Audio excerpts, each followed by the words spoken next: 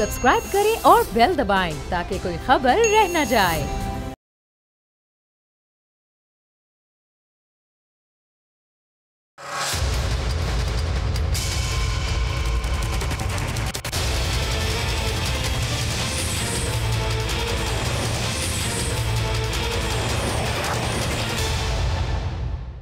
अस्सलाम वालेकुम, आप देख रहे हैं प्रोग्राम बस बहुत हो गया। मैं हूं अरबाब जहांगीर। ऑपोजिशन के इत्तेहाद से शुरू होने वाली तहरीक पीडीएम क्या टूट चुकी है और क्या अब बस इसका ऐलान होना ही बाकी रह गया है और क्या शायद 5 अप्रैल को इसका ऐलान भी हो जाएगा। हुकूमत को घर भेजने के लिए बनने वाली पीडीएम खुद घर जाने की तैयारी कर रही है। सियासी जमातों का किसी भी इत्तेहाद में इत्तेफाक राय होना, उनका एक पेज पर होना बहुत जरूरी होता है क्योंकि इसी में उनकी कामयाबी का राज होता है। पीडीएम भी अपने आगाज से ही आपसी इख्तिलाफात के बावजूद एक रही।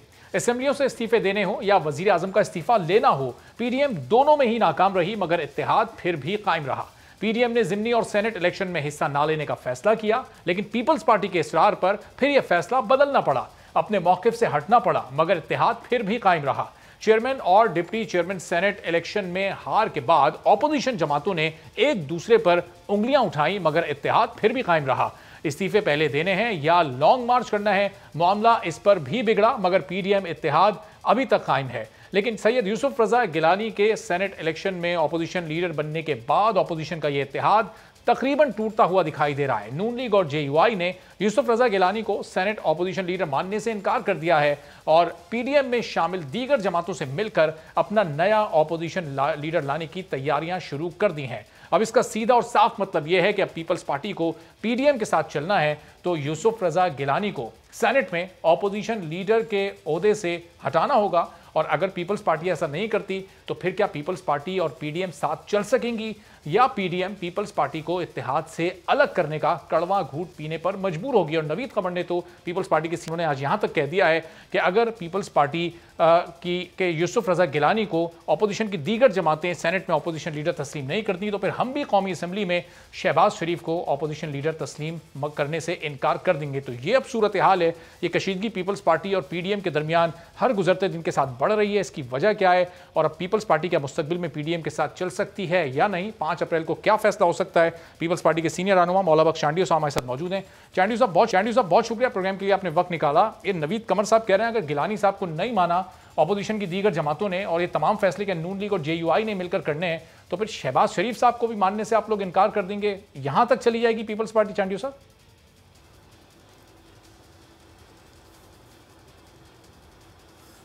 मेरा ख्याल है मामला इस हद तक नहीं पहुंचेगा कि ये पेशन गोई पूरी हो जाए कि पीडीएम टूट गया। मेरा ख्याल ऐसा नहीं होगा। दोनों तरफ से पार्टियां ऐसी हैं जो संजीदगी का मुजाहरा करती हैं। बाद लुकात पे इख्तलाफ होता है, लेकिन मैं अपनी पार्टी की बताता हूँ बात। हमारा किसी भी शक्ल में पीडीएम को तोड़ना, पीडीएम से अलग होना, पीडीएम को नाकाम करना हमारे किसी भी शक्ल में हमें कबूल नहीं। अगर कोई शख्सी फैसले करके उस पर हठधर्मी के साथ कोई भी खड़ा हो जाए तो नुकसान हो सकता है, लेकिन जहाँ तक पीपल्स पार्टी का है, दूसरी जमातें भी बड़ी संजीदा है, बड़े सीनियर लोग हैं। मेरे ख्याल में इस इंतहा तक ये मामला नहीं जाएगा। और आपके जो बता रहे थे ये हो गया, ये हो गया, ये हो गया, फिर भी पीडीएम इत्तेहाद कायम है, तो आखिरी जुमला ये भी मिला दें, इंशाल्लाह ऐसा ही होगा। इस सारे तजिए के बाद भी इंशाल्लाह पीडीएम का इत्तेहाद कर रहेगा। लेकिन चांडियो साहब आज शायद खाकान साहब की अब्दुल गफूर हैदरी से जो मुलाकात हुई उसमें इस बात पर यह इत्तेफाक हो गया है कि गिलानी साहब को पीपल्स पार्टी को हटाना पड़ेगा और वो दोनों जमातें और पीडीएम की दीगर जमातें मिलकर अपना कंसेंसस के साथ उम्मीदवार लेकर आएंगी सेनेट में ऑपोजिशन लीडर। तो पीपल्स पार्टी क्या इस पर मान जाएगी?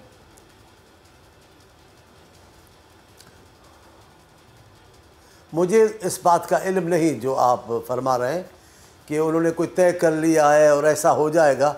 मेरा ख्याल में इस पे वक्त से पहले की बात है। जब ऐसा होगा तो तब देखेंगे। पहले दिन भी ऐसा बयान, बड़ी मोहतरम शख्सियत का बयान आ गया कि पीपल्स पार्टी के बगैर भी पीडीएम चलेगी। नहीं चलेगी पीडीएम पीपल्स पार्टी के बगैर। इंशाल्लाह पीपल्स पार्टी रहेगी पीडीएम में और इंशाल्लाह पीडीएम का इत्तेहाद चलेगा। अब तज्जिए हैं, तज्जिए निगारों का हक पहुँचता है कि हालात को देखकर अपनी राय रखें, लेकिन मेरे ख्याल में ऐसा नहीं होगा। लेकिन चांडियो साहब ये तज्जिया नहीं है। शायद खाकान साहब की जो गफूर हैदरी साहब से मुलाकात हुई, ये तमाम टीवी चैनल्स पर तमाम दिन ये खबर चलती रही। बोल न्यूज़ ने भी इस खबर को ब्रेक किया कि अब ये पीडीएम में कंसेंसस हो चुका है कि गिलानी साहब को आपको वापस लेना पड़ेगा। जब ही तो नवीद कमर साहब का बयान आया उसके रद्द अमल के तौर पर कि अगर गिलानी साहब को आप नहीं मानेंगे तो हम शहबाज शरीफ साहब को नहीं मानेंगे।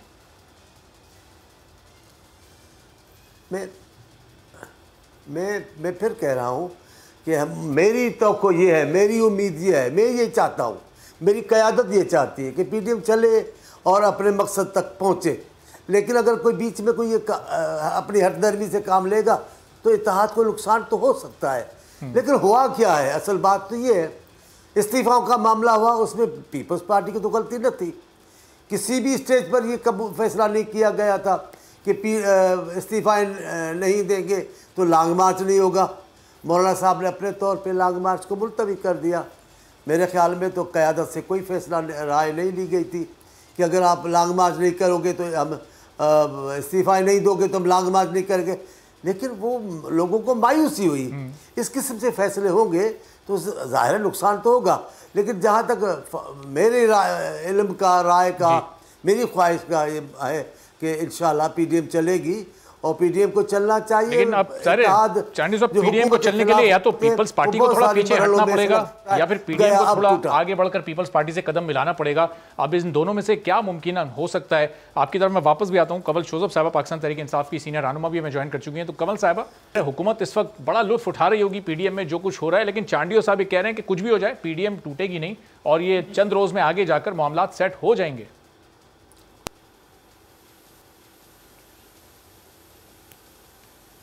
बिस्मिल्लाहिर्रहमानिर्रहीम। Thank you very much Arbab. देखिए, पीडीएम ने टूटना नहीं, ये तो फ्यूचर का सीगा लगा रहे। पीडीएम ऑलरेडी टूट चुकी है।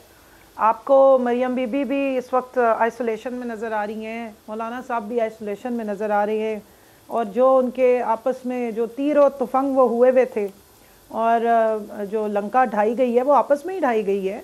एक वही गिलानी साहब थे जिनके इलेक्शन पे हमने अता तारड़ साहब को इतने भंगड़े डालते देखा, पूरी नून लीग ने भंगड़े डाले, बड़े सेलिब्रेशन की, और फिर वही गिलानी साहब हैं जिनके दोबारा जब वो लीडर ऑफ द अपोजिशन बने हैं तो उसके बाद सबसे ज़्यादा उनको सिलेक्टेड के भी नारे लगे और सारी पीपल्स पार्टी को भी सिलेक्टेड कहा गया और भी बड़ा कुछ सुनाया गया। तो अब पीछे कसर क्या रह गई है? इनका ऑप्टिमम लेवल क्या होता है? और अपनी बातों से कहीं भी से ये फ़ौरन मुकर भी जाते हैं और यू टर्न नहीं, पूरा गोल राउंड अबाउट ही ले लेते हैं। तो ये जो नज़रिया ज़रूरत है ना, और इसके तहत जो इत्तेहाद बैनुल मुजरिमीन हुआ है वो हर थोड़े दिनों बाद खुल जाता है, टूट जाता है, और फिर वो जिस वक्त उनका वो नज़रिया करप्शन और नज़रिया ज़रूरत सामने आके खड़ा होता है कि एहतसाब से कैसे बचना है, फिर वो सारे इकट्ठे हो जाते हैं। तो ये इनका बिखरना, वो कहते हैं ना पलटना झपटना, झपट कर पलटना, इधर है बिखरना, संवरना, फिर दोबारा इकट्ठा होना, फिर दोबारा बिखरना।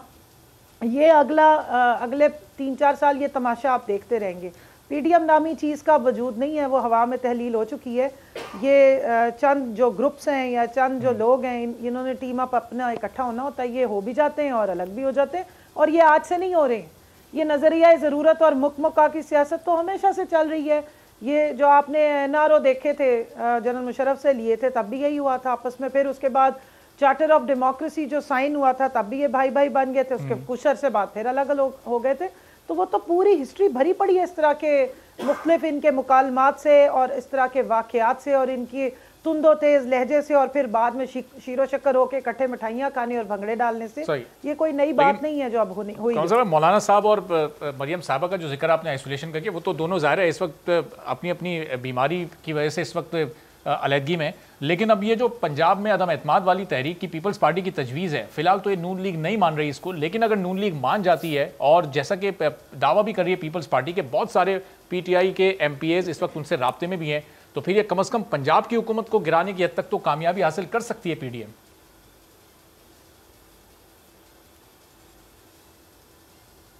अच्छा, देखिए, दो बातें हैं। पहले तो ये बताइए कि मरियम बीबी के आइसोलेशन में जाने से पहले तक तो अगर कोई आइसोलेशन में थे तो वो हमज़ा, शहबाज शरीफ और शहबाज शरीफ साहब खुद थे।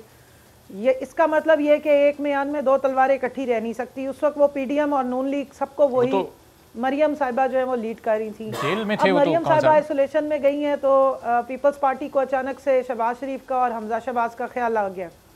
एक बात तो इसका मतलब ये है कि नून लीग में से मरियम लीग अलग और शहबाज लीग अलग हो चुकी हुई है, और वो आपको सबको नज़र आ रहा है, क्योंकि ये दोनों वो लोग थे कि अगर इस्तीफ़ों का ड्रामा जब चल रहा था और पीपल्स पार्टी में बिलावल के थ्रू जो है ये लोगों को एक झूठे ये बातें और वादे दिखा रही थी कि जी हम अपनी सिंध की हुकूमत कुर्बान कर देंगे, हम ये कर देंगे, इस्तीफ़े उठा के मुंह पे मार देंगे, और मरियम भी यही करती नज़र आ रही थी।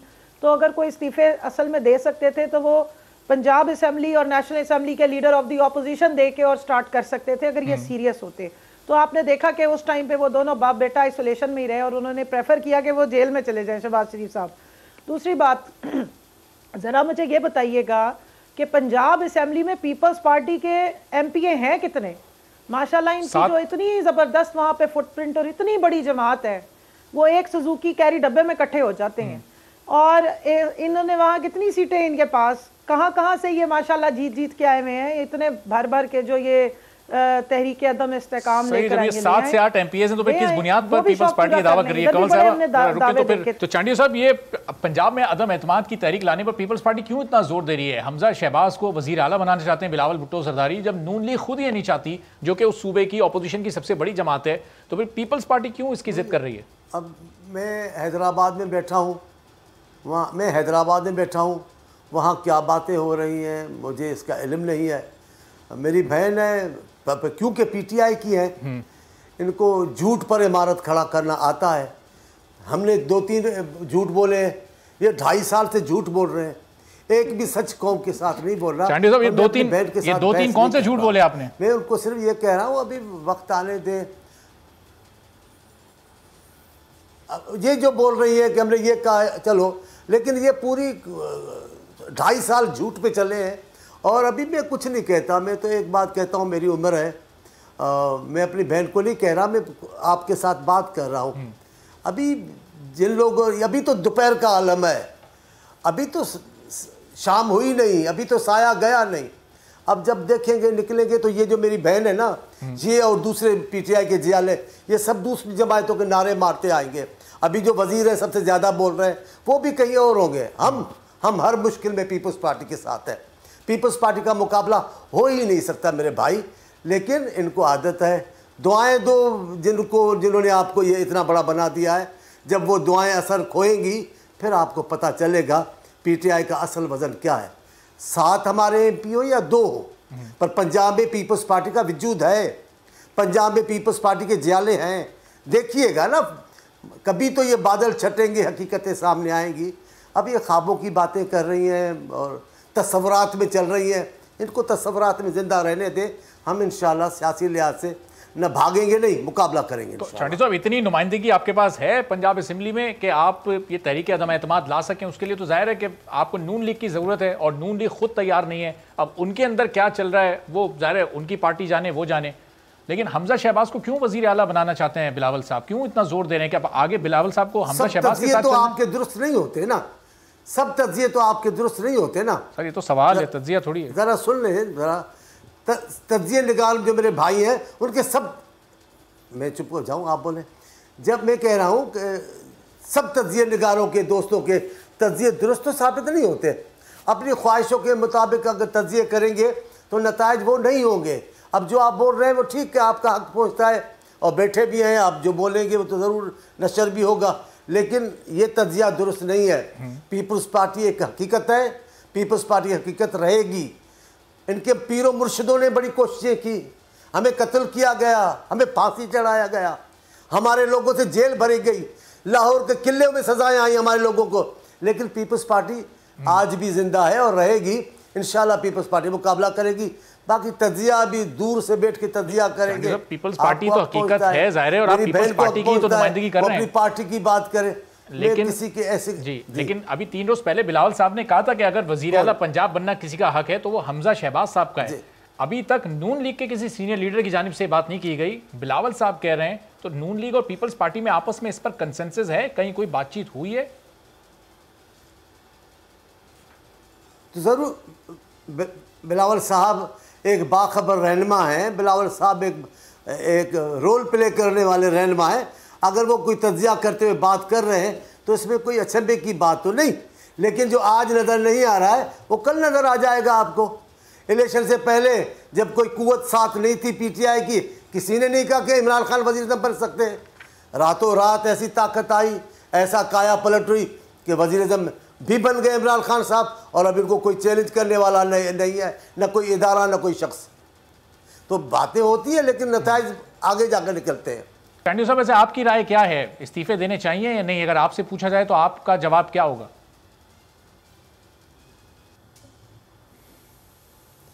हमने हर दौर में पार्लियामेंट्री जो प्लेटफॉर्म है उसको कभी नहीं छोड़ा, और अभी भी हम मुश्किल तरीन वक्त में हम पार्लियामेंट में चलते हैं। वो दूसरे दोस्त हैं जो पार्लियामेंट को लानतें देते थे, पार्लियामेंट की दीवारें तोड़ रहे थे, पार्लियामेंट के मेंबरों का घेराव कर रहे थे, और वक्त आने पर मरे मरे जा रहे थे पार्लियामेंट में आने के लिए। हम नहीं हैं, हम पार्लियामेंट्री सियासत करते हैं, कोई दहशतगर्दी वाली सियासत नहीं करते, किसी दहशतगर्दों की सपोर्ट में नहीं आए। हम आम सी जमहूरी सियासत करते हैं, और जमहूरी सियासत में पार्लियामेंट का एक रोल है जिसे हम नहीं छोड़ सकते। सही। तो कमल साहब, ये पीडीएम बनी तो हुकूमत को गिराने के लिए थी, लेकिन शुरू से जो पीपल्स पार्टी की स्ट्रेटजी है कि पार्लियामेंट में रहकर एहतजाज करना है और ये तहरीक चलानी है, अब ज़ाहिर ये हुकूमत के फेवर में जाती है। पीपल्स पार्टी पार्लियामेंट में रहकर सियासत करने की हामी है, और दीगर जमातें जो अपोजिशन की हैं वो पार्लियामेंट से बाहर आकर और इस्तीफे देने पर ज़ाहिर जोर दे रही हैं। तो इसका मतलब कि पीपल्स पार्टी के तमाम इक़दाम हुकूमत के फेवर में ही जा रहे हैं।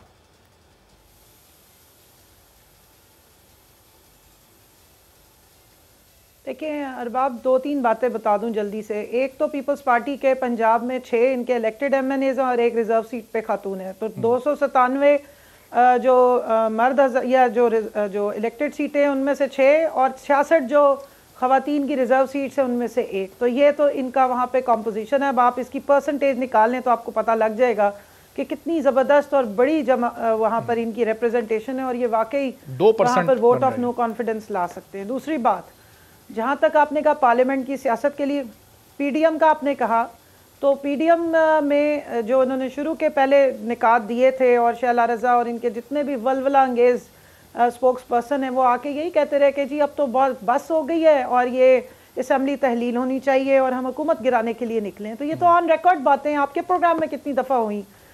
सितंबर की 20 तारीख के बाद से लेके आज तक जो 5-6 महीने इन्होंने सारी अवाम को इस्तीफ़ों के लारे और चकमे दिए, जिसको बाद में बिलावल साहब ने एटम बॉम्ब कहा। और ज़ाहिर है एटम बॉम्ब सिर्फ दिखाने के लिए होता है, चलाने के लिए तो नहीं होता। तो मैं सिर्फ ये समझती हूँ कि इन्होंने पीडीएम की जमातों को गंडेरियों की तरह चूसा है और फेंक दिया। ये चले उनके साथ और काम करने के लिए थे, उनको यही इंप्रेशन देते रहे कि हम आपके साथ हैं, इस्तीफ़े भी देंगे, हुकूमत भी छोड़ेंगे, सब कुछ करेंगे, लेकिन फिर अपनी पिच पे ला के उनको खिलवाते रहे हैं। नून लीग से इन्होंने सेनेट में वोट भी ले लिए, नून लीग की टिकट दिखा के झांसे दे के और लोगों से भी वोट ले लिए, और जब सेनेट में पहुंच गए तो उसके बाद इन्होंने उनको गंडेरियों की तरह चूस के बाहर फेंक दिया। और अब पीडीएम का हाल वो गंडेरियों के छिलकों जैसा है, जैसी चूसी हुई गंडेरियों के छिलके ना किसी काम के होते हैं ना, ये उस तरह की पीडीएम है। और बिल्कुल इन्होंने ठीक कहा कि पार्लियामेंट के अंदर सियासत होनी चाहिए, तो पहले दिन से हमने कहा।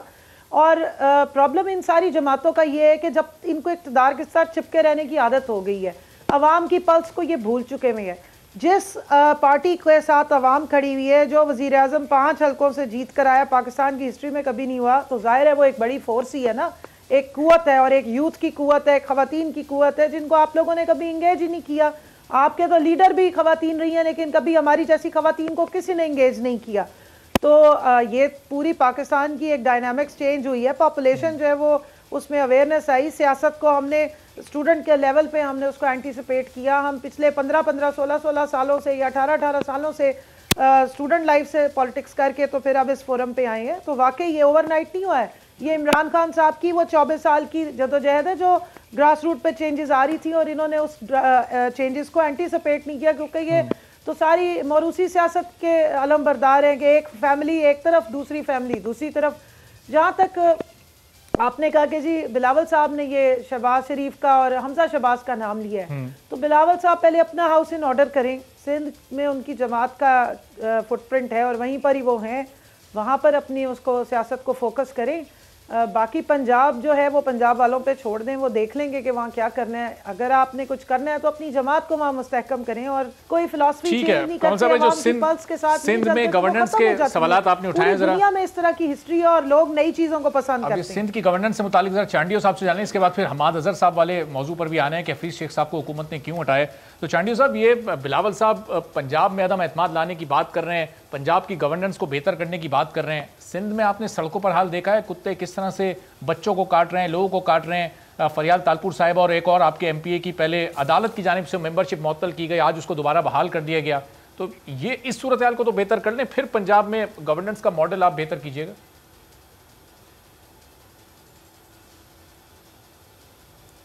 ठीक है, आपका मशवरा मैंने जहन में भी रखा है। मैं अपनी क़यादत को भी बताऊंगा कि आपने जो हमें मशवरा दिया है, लेकिन आपके तज्ज़ियों और मशवरों पर पार्टियां और हुकूमतें नहीं चलती। कुत्तों के मामले में और बच्चों को दूध, अब आप सुने ना, अब आप सुने तो सही ना, बच्चों के दूध के मामले में, बच्चों की दवाइयों के मामले, ये इश्यूज़ हैं हमारे, लेकिन हक़ाइक़ क्या है वो आपको पता ही नहीं। आप घर बैठे इस्लामाबाद और लाहौर में करते हो थर थर थर, आपको पता क्या थर पार कर है क्या? आपको पता क्या कि थर की ज़िंदगी क्या है? तज्जिया करना है आप करें। अब कुत्तों की भी बात है, वो भी ठीक है, लेकिन मैं पीटीआई के, मेरी बहन है, मुझे अच्छा नहीं लग रहा। आपने मेरे सामने मेरी बहन बिठा दी है, मैं उसके साथ कोई तेज़ी तलखी से नहीं बात करता, लेकिन इनके जहनों से कुत्ते, ये कीचड़ किचरा ये निकालें। जब जहन से कुत्ते और कीचड़ निकालेंगे तो काम की बात समझ में आएगी। सर, ये ऐसे नहीं जीतती। ये सवाल तो मैंने किया है और मैं कराची में ही रहता हूँ, कराची की सड़कों पर भी यही हाल है चांडियो साहब। आपको जिस कुव्वत, क्या, हाँ कराची में है, मैं मान रहा हूँ। 50 साल से जिनके हाथ में कराची थी, आपने तब उनको कुछ भी नहीं कहा। जब वो चले गए तब तज्जिया करने लगे कि कराची में क्या है। हमाद अजहर साहब को वजीर खजाना लगाया गया, हफीज शेख साहब को हटाया गया। अभी 1-1.5 हफ्ते पहले तक तो वजीर आजम उनकी तारीफ कर रहे थे, 3 हफ्ते पहले तक इलेक्शन हारने के बाद सेनेट में उनको तसल्ली भी दे रहे थे कि आप काम करें, आप बेहतर काम कर रहे हैं, और मईशत में वो क्या क्या बेहतरियाँ लाए ये भी दिखाते थे। तो फिर जब इतना बेहतर वो काम कर रहे थे, फिर उनको हटाने की वजह क्या सामने, क्यों उनको हटाया गया है?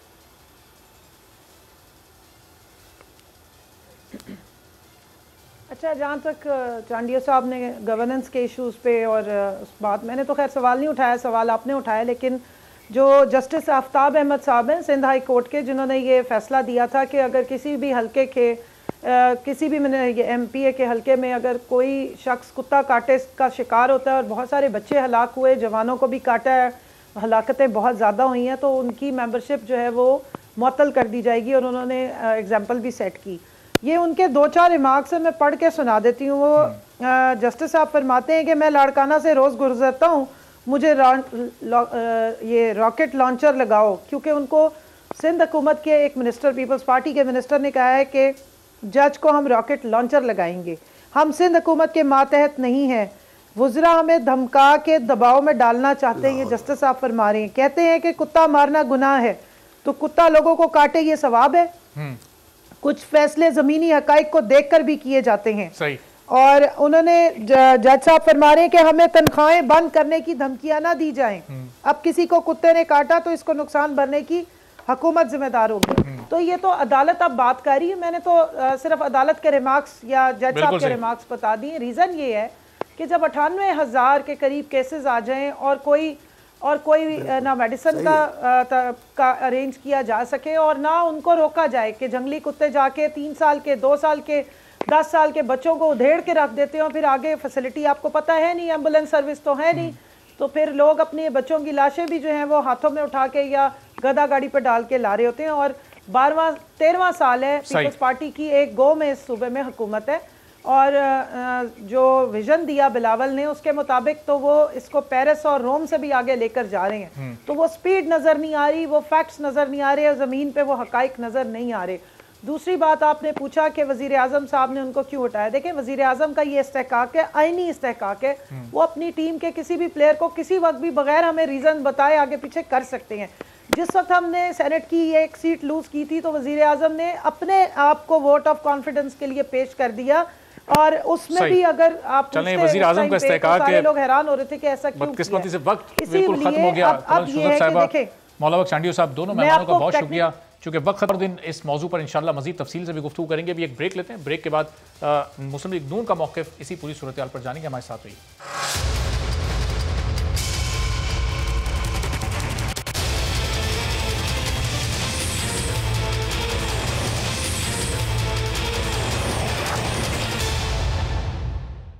प्रोग्राम में एक बार फिर आपको खुशामदीद कहते हैं। तो मौला बख्श शांडियो साहब और कमल शोजब साहब की गुफ्तगू आपने सुनी। अब मुस्लिम लीग नून का मौक़िफ़ जानते हैं। मुस्लिम लीग नून के सीनियर रहनुमा तर्जुमान मियां नवाज शरीफ और मरीम नवाज साहिबा मोहम्मद ज़ुबैर साहब हमारे साथ मौजूद हैं।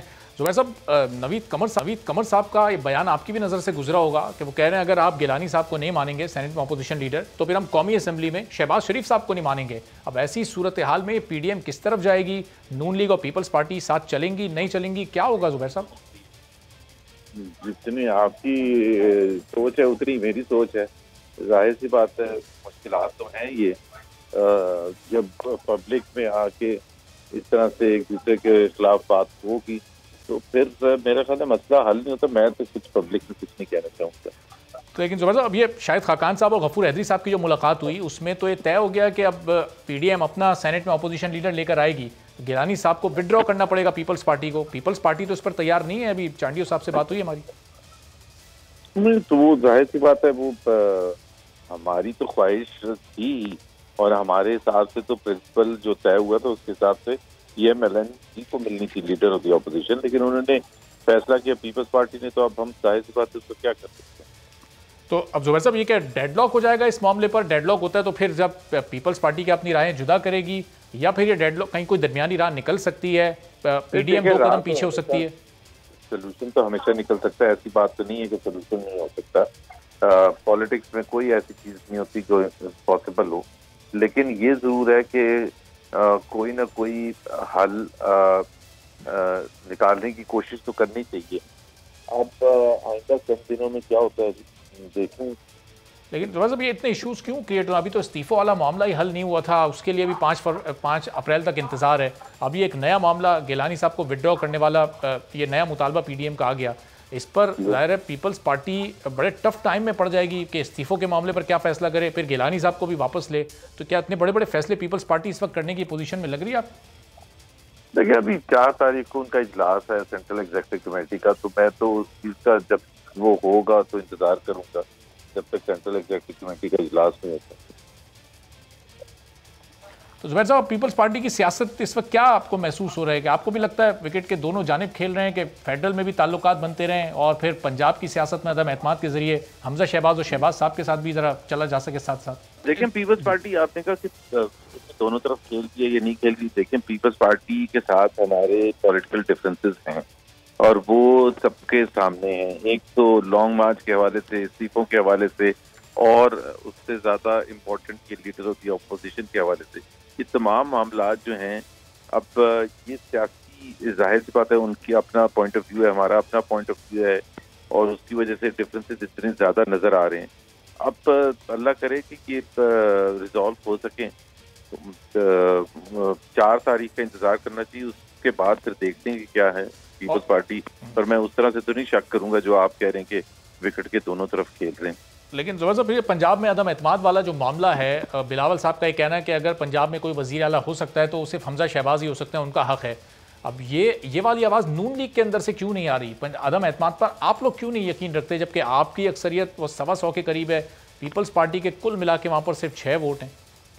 देखिए, बिल्कुल सही बात है। हमारा 7 है। हमारा जो ऑब्जेक्टिव है PMLN का, वो ये कोई इस किस्म की अकाड़ पचाड़ती है कि जी प्रोविंशियल असेंबली को हटा वो पंजाब में हुकूमत ले लें या क्या करें। हम जिस जद्दोजहद का आगाज किया था उसमें पूरे पाकिस्तान में पूरा एक नया निज़ाम के हवाले से कि जो आजकल सिस्टम है इसको कि जो भी हुकूमत आए उसके हाथ पांव बंधे नहीं होने चाहिए। सिर्फ पावर लेने के लिए नहीं हम बैठे हुए। तो ये अगर सिर्फ पावर लेनी होती तो हम जरूर वो करते जो पंजाब में पीपल्स पार्टी सजेस्ट करती है। और हमने पीपल्स पार्टी को ये बिल्कुल क्लैरिफाई कर दिया था कि हम पंजाब में कभी इस वक्त एटलीस्ट हमारी थिंकिंग के हिसाब से हम चेंज लाने के नहीं ख्वाहिशमंद। आइंदा कभी होगा तो हम देखेंगे। लेकिन यहाँ सिर्फ हम पंजाब में आके बैठ जाए, हुकूमत संभाल ले, तो दैट इज नॉट हमारी जद्दोजहद का हिस्सा। लेकिन ज़ुबैर साहब, ये इससे हुकूमत की अपनी ताकत कितनी महदूद हो जाएगी ना? हुकूमत को सिर्फ इस्लामाबाद तक महदूद कर देंगे। आपका अपना पॉइंट ऑफ व्यू है, हमारा अपना पॉइंट ऑफ व्यू है। हम ये कह रहे हैं कि ये आपकी बात सही है कि जी पंजाब में अगर हम अखाड़ पछाड़ करते हैं, बिल्कुल आपकी बात सही है, और ऐसा ही होता रहा है। हमने आज तक भी नहीं 2.5-3 साल में किया, इस वजह से नहीं किया। हम तो पहले दिन कर सकते थे। 25 जुलाई की रात को जब इलेक्शन के रिजल्ट आए थे, तो PMLN की बावजूद इसके कि इतने ज्यादा धांधली हुई, बावजूद इसके कि जी अखाड़ पछाड़ हुआ, और उस सब के काउंटिंग में जो सब कुछ हुआ, उसके बावजूद जो काउंटेड वोट के बेसिस पर रिजल्ट थे, PMLN की सीट के हिसाब से भी और नंबर ऑफ वोट्स के हिसाब से भी सबसे बड़ी जमात उभर के सामने आई थी। तो हक तो हमारा बनना चाहिए था उस हिसाब से।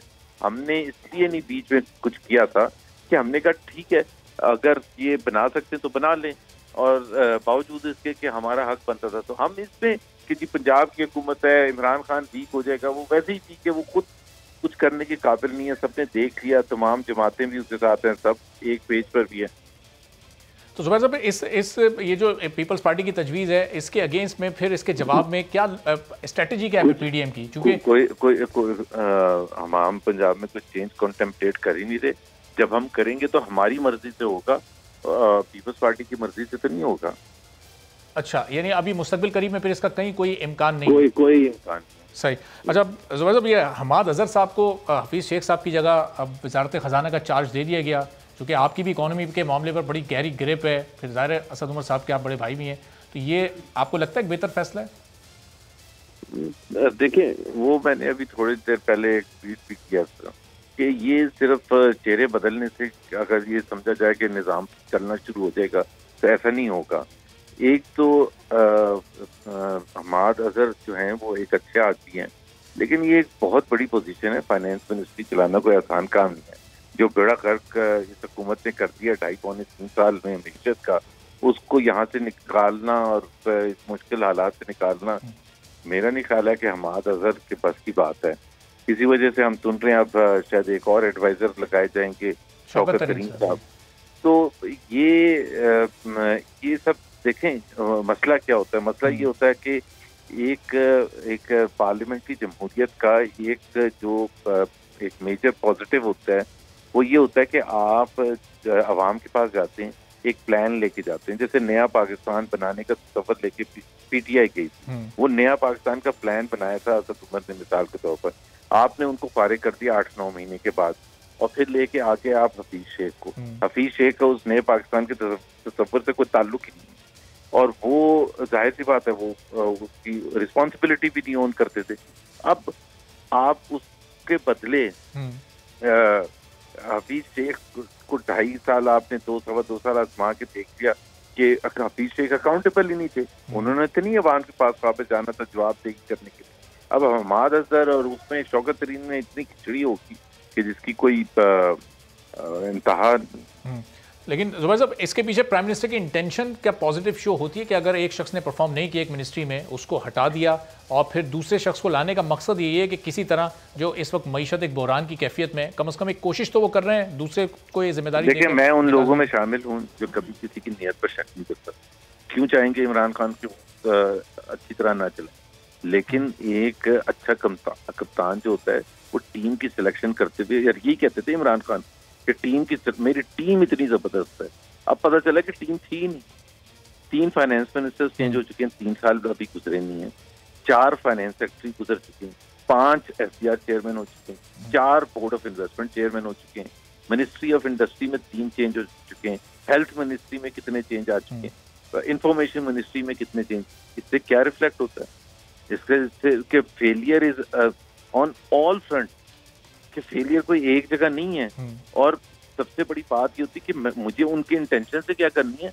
मुझे तो ये बताया जा रहा है शिबली फराज के थ्रू कि उनको इसलिए निकाला कि महंगाई पर कंट्रोल करने में नाकाम हुए थे। यही तो रोना होता है।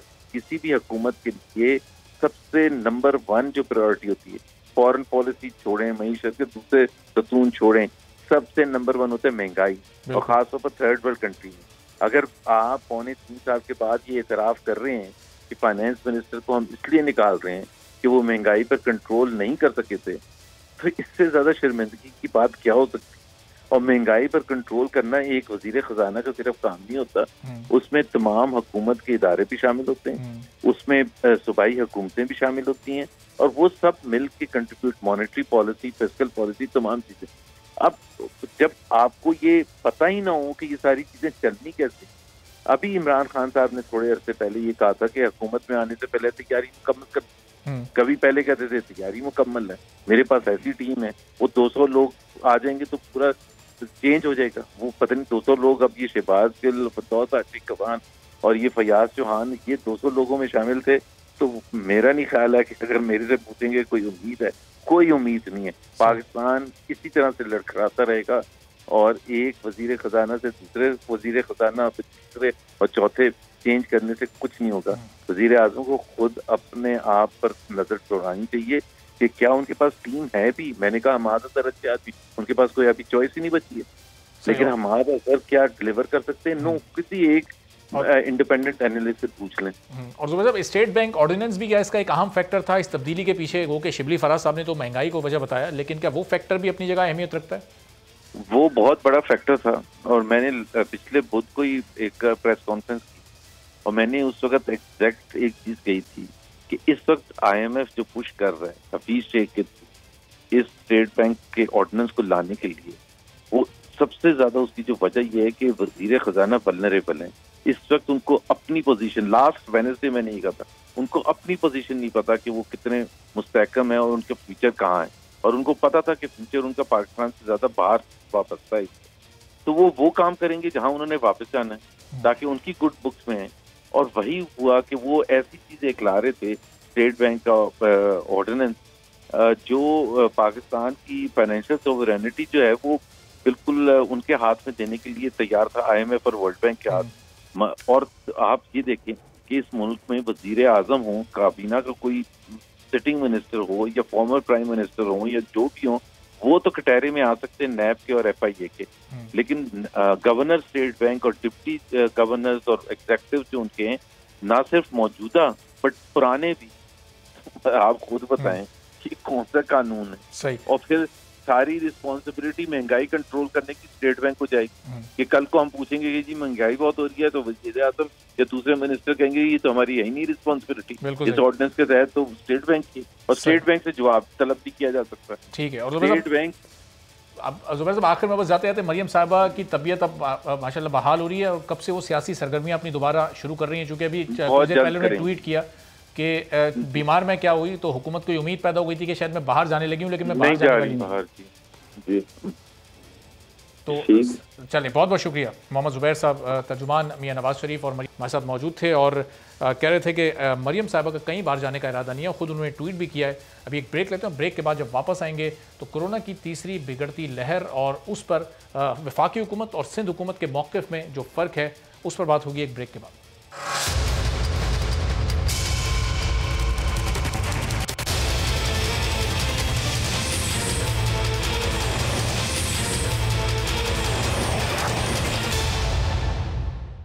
प्रोग्राम में एक बार फिर आपको खुशामदीद कहते हैं। कोरोना को फैलने से रोकने में नाकामी हो या मौसर हिकमत अमली से इसके फैलाव को रोकने में कामयाबी, तहरीक इंसाफ की विफाकी हुकूमत और पीपल्स पार्टी की सिंध हुकूमत सियासत करने का कोई मौका हाथ से जाने नहीं देती, और कोरोना की हर बदलती लहर के साथ वायरस को लेकर फैसलों में इख्तलाफात शदीद होते जा रहे हैं। वज़ीर आला सिंध सैयद मुराद अली शाह कोरोना के जोर को तोड़ने के लिए एक बार फिर से 2 हफ्तों के लिए मुकम्मल लॉकडाउन लगाने की तजवीज़ दे चुके हैं, जिसे वज़ीर आज़म इमरान खान ने मुस्तरद कर दिया।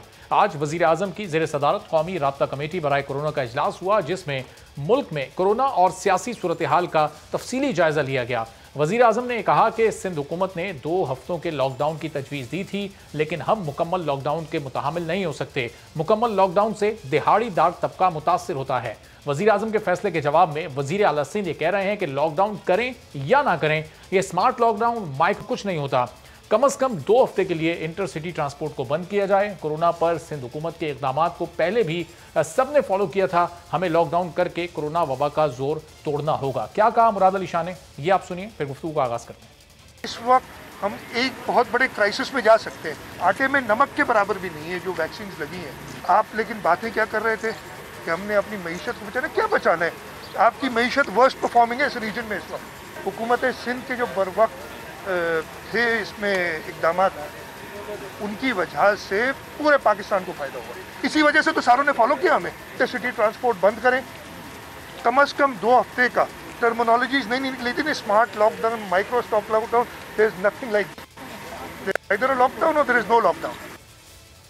और इसके बाद सिंध हुकूमत ने कोरोना एसओपी से मुतालिक नया हुक्मनामा भी जारी कर दिया। एसओपी को मजीद सख्त किया गया है और इसकी तफसीलात ये हैं कि सिंध में 6 अप्रैल से शादी हॉल्स को मुकम्मल बंद करने का फैसला किया गया है, जबकि रेस्टोरेंट्स के अंदर खाने पर भी मुकम्मल पाबंदी होगी और 11 अप्रैल तक ये तमाम एसओपीज काबिल अमल होंगी। रेस्टोरेंट्स 10 बजे तक टेक अवे और आउटडोर डाइनिंग के साथ खुले रखे जा सकते हैं, जबकि कारोबारी मराकज़ सुबह 6 से रात 8 बजे तक खुले रखने का फैसला किया गया। तो अब ये सूरत हाल कितनी ख़तरनाक होती जा रही है, तीसरी लहर कितनी इस वक्त तशवीशनाक है, इसी बारे में गुफ्तगू करते हैं। डॉक्टर अताउर रहमान साहब हमारे साथ मौजूद हैं, किसी तारुफ के मोहताज नहीं है। डॉक्टर साहब, अब ये सिंध हुकूमत तो ये चाह रही है 2 हफ्तों का लॉकडाउन लगा दिया जाए, लेकिन ज़ाहिर है हमारे मुल्क की इकॉनमी इस बात की मुतामिल नहीं हो सकती। वज़ीर आज़म ने इस तजवीज़ को मुस्तरद भी कर दिया है। आपकी क्या राय है कि मुकम्मल लॉकडाउन होना चाहिए या smart lockdown, micro smart lockdown उन इलाकों में जहाँ पर ये केसेस ज़्यादा हैं?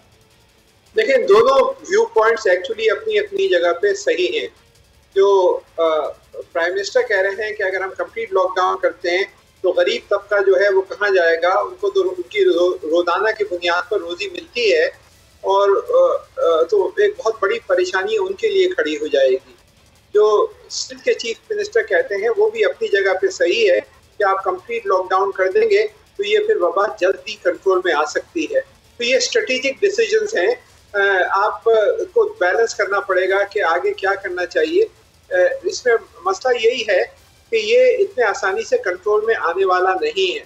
ये जो है ये बड़ा खतरनाक किस्म का म्यूटेशन हो चुका है, ये B117 कहलाता है और ये जिन ममालिक में आया है वो 5 या 6 हफ्ते में ये छा गया है। 21 ममालिक की लिस्ट है कि ये 0.3 या 4% से बढ़कर 70% और 80% तक 5 हफ्ते में, 4 हफ्ते में, 6 हफ्ते में फैल गया और पुराने वाले वायरस को दबा दिया। पुराने वाली जो शक्ल थी इसी वायरस की उसको दबा दिया। तो पाकिस्तान में भी आ चुका है, खासतौर पे पंजाब के इलाकों में ये ज्यादा तेजी से फैला है। सिंध में भी वक्त की बात है, यकीनन क्योंकि वहां से लोग आ रहे हैं, तो यहाँ भी ये वेरिएंट जैसे ही पहुंचेगा ये छा जाएगा। तो ये जो है ये स्ट्रेटेजिक डिसीजन है जो लेना पड़ेगा कि क्या सूरत हाल है। दोनों अप्रोचेस जो है अपनी जगह पे मेरे लिहाज से मुनासिब हैं, दोनों पॉसिबिलिटीज हैं। ठीक है। अच्छा डॉक्टर साहब, मुफ्ती ज़ुबैर साहब भी हमें ज्वाइन कर चुके हैं और ज़ाहिर उनका पॉइंट ऑफ व्यू भी वेलकम करेंगे अपने प्रोग्राम में, लेकिन डॉक्टर साहब पहले फरमा दीजिएगा कि ये वैक्सीन जिसको लग रही है, ऐसा लग रहा है वो जल्दी वायरस की लपेट में आ रहा है। ये सदर पाकिस्तान को लगी, वो कोरोना पॉजिटिव हो गए, वो वज़ीर आज़म इमरान खान साहब को लगी, 2 रोज़ बाद वो भी कोरोना पॉजिटिव हो गए। तो ये वैक्सीन के बाद कैसे केसेस की तादाद में इजाफा होता जा रहा है? लोग तो ये सोच रहे थे जब वैक्सीन आ जाएगी तो आहिस्ता आहिस्ता ख़त्म होता जाएगा, लेकिन ऐसा मुमकिन नहीं हो पा रहा। बात यह है कि वैक्सीन आप लगाने के तकरीबन 5 हफ्ते बाद आपके अंदर कुव्वत मुदाफ़ियत पैदा होती है। पहले आपको 1 डोज लगाते हैं, फिर 2 या 3 हफ्ते बाद दूसरी डोज लगाते हैं, उसके 10 रोज बाद एंटीबॉडीज इसमें इतनी डेवलप होती है कि आप इस अटैक से बच सकें। और वो भी 100% नहीं बच सकते, बहुत से लोगों को फिर भी अटैक होता है कोविड का वैक्सीन के बावजूद 5-6 हफ्ते गुजरने के बाद, लेकिन उसकी शिद्दत जो है फिर वो नहीं होती और फिर अमवात नहीं हो रही है अगर आपने वैक्सीन लगवा ली है। तो ये कोई नई बात नहीं है कि आपने वैक्सीन लगाई और उसके बाद आपको हो गया, क्योंकि इन्फेक्शन तो आपको वैक्सीन लगाने के बाद भी होगा फौरी तौर पे। 5-6 हफ्ते का जो अरसा जो मैंने बताया, उस दौरान वैक्सीन लगाने के बाद एंटीबॉडीज जो है वो आहिस्ता आहिस्ता आपके जिस्म में बन रही होती हैं और इस तादाद में बन जाती हैं 5 हफ्ते बाद, 6 हफ्ते बाद, कि आप जो है फिर लड़ सकें। लेकिन ये जो दोनों प्राइम मिनिस्टर और प्रेसिडेंट के साथ जो हुआ है वो शुरू में ही वैक्सीन लगाने से फौरी तौर पहले या फौरी तौर पे बाद ये कोरोना वायरस का हमला हो गया। इस वजह से उनके अंदर कुव्वत मुदाफ़ियत नहीं थी। सही। अब डॉक्टर साहब ज़ाहिर है आगे रमज़ानुल मुबारक भी आ रहे हैं, उसके हवाले से भी आपसे मैं सवाल करूँगा, लेकिन मुफ्ती ज़ुबैर साहब अब ये रमज़ान में तरावी भी होनी है, ज़ाहिर है बाजमात नमाज का जोर भी ज़्यादा हो जाता है, लोग उसमें ज़्यादा शिरकत करते हैं, तो अब लोगों को उलमा का ताउन भी दरकार होगा, ख़ासतौर पर हुकूमत को, क्योंकि पिछली बार हमने देखा था किस तरह लोग मसाजिद में जाने से भी रह गए थे जब मुकम्मल लॉकडाउन का नफाज हो गया था। तो इस बार वो सूरत हाल पैदा ना हो, तो आप लोग पहले से तैयार हैं SOPs पर अमल करने के लिए और हुकूमत से ताउन के लिए? देखें, बात ये है कि ये कोरोना वबा एक ऐसा मर्ज और एक ऐसी बीमारी है तमाम मकातब फ़िक्र और तमाम स्कूल ऑफ थॉट के तमाम उलमा ने पिछली लहरों के अंदर भी मुकम्मल तौर पर हुकूमत का साथ दिया था, और हम खुद डे वन से ये कहते हुए आ रहे हैं कि तमाम तिब्बी, डॉक्टरी और एहतियाती तदाबीर पर अमल करना चाहिए, और रियासत के साथ हम खड़े हैं। और हम बार बार ये कहते हैं कि तमाम एहतियाती तदाबीर पर अमल करना चाहिए, सैनिटाइजर हो और हाथों का धोना हो, वुजू खुद सबसे बड़ा सैनिटाइजर है, बार बार वुजू करना चाहिए, हाथ मुंह धोने चाहिए, फासला होना चाहिए वगैरह, ये सब शरई तकाजे हैं और शरई तदाबीर है और इनको इख्तियार करना चाहिए। लेकिन मैं यहाँ आपकी इजाजत से 2-3 बातें कहना चाहता हूँ। सबसे पहली बात तो ये कि स्टेट पॉलिसी उसी वक्त ऑथेंटिक और मजबूत और पावरफुल और देरपा और सही और मुफीद साबित होगी जब दो किस्म की पॉलिसियां ना आए, तजाद ना आए। अब इस वक्त भी सूरत हाल ये है कि सिंध की गवर्नमेंट बोल रही है कि 2 हफ्ते मुकम्मल लॉकडाउन, विफाकी हुकूमत और वजीर आजम पाकिस्तान का बयान आ रहा है नहीं जी हम मुकम्मल लॉकडाउन के मुतहम्मिल नहीं है। तो खुदारा स्टेट पॉलिसी में तजाद नहीं होना चाहिए, एक पेज पर आना चाहिए। पहला करने का काम ये है। दूसरे नंबर पर मसाजिद, तरावी, जुम्मा, ईद, नमाज और इसी तरह जो दूसरे शरई और दीनी फराइज और वाजिबात है, उसके अंदर अगर हम कोई रोक लगाते हैं तो वो सबसे आखिर में होना चाहिए। अजीब सूरत हाल पहली मरतबा रमजान के अंदर भी पैदा हुई। बाहर दुकान पर रश, मंडियां खुली, एहसास प्रोग्राम चल रहा है, मार्केटें, शॉपिंग सेंटर, बाजार, सारी सड़कें, रोड, वो सारे के सारे ट्रैफिक जाम, रमजान अफ्तारी के टाइम पे रश ही रश। लेकिन मस्जिद के अंदर कहा जा रहा है मत आओ, कम आओ, फासले से खड़े हो जाओ। ये तरीका अवाम के अंदर काबिले कबूल नहीं होता, चल नहीं सकता।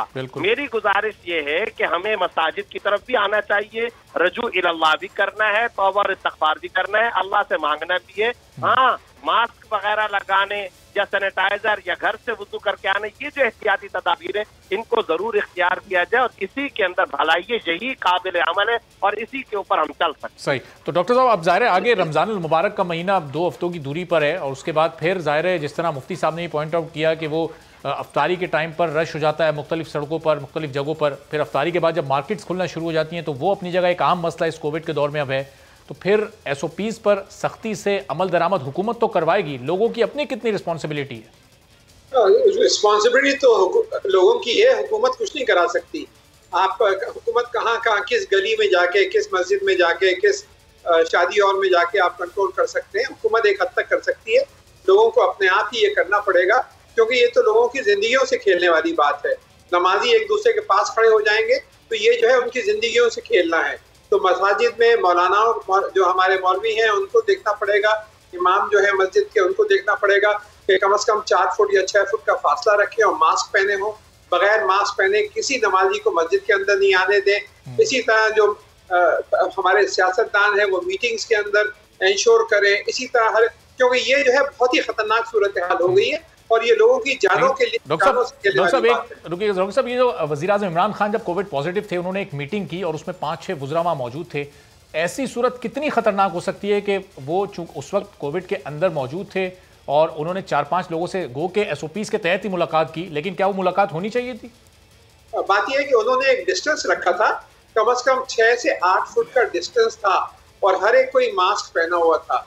तो उन्होंने SOPs पे सख्ती से अमल किया था और मीटिंग भी जब हुई थी तकरीबन 8 या 9 रोज गुजर चुके थे इनके वायरस के, तो उस वक्त इन्फेक्टिविटी खासी कम हो जाती है। 10 रोज बाद या 12 रोज बाद तो कम्प्लीटली फ्री हो जाते हैं और 8-9 रोज बाद तो बहुत कम हो जाती है। तो फिर भी उन्होंने SOPs का ख्याल रखा था, तो उसमें कोई खतरा नहीं होता अगर आप वो डिस्टेंस का ख्याल रखें।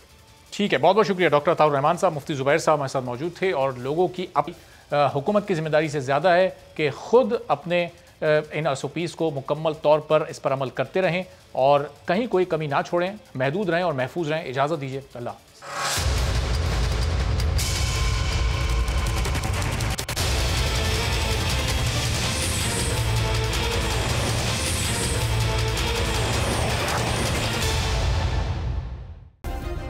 सब्सक्राइब करें और बेल दबाएं ताकि कोई खबर रह न जाए।